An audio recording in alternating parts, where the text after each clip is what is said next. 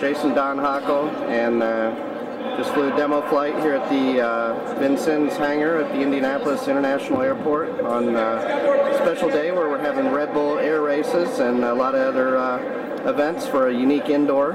And what do you think of flying in here, Jason? It's a little interesting with full-scale helicopters and airplanes, engines, but it's a lot of fun. I'm glad that the organizers have decided to do the Red Bull thing, because I think it's going to be awesome. Wave of the future, hopefully. Think this might get included in other events? I'm pretty sure the E-Fest is going to have it. Yeah. And Champaign, the Great Planes E-Fest. So how hard is it for the average pilot to fly around the pylons, would you say? It's not real hard. I would say the hardest part is keeping it underneath the hard deck.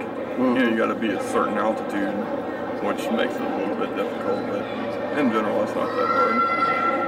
And what kind of plane were you flying here during that demo? It's a Great Planes Yak 54. Okay. And is this new for this year, or? Actually, it's last year's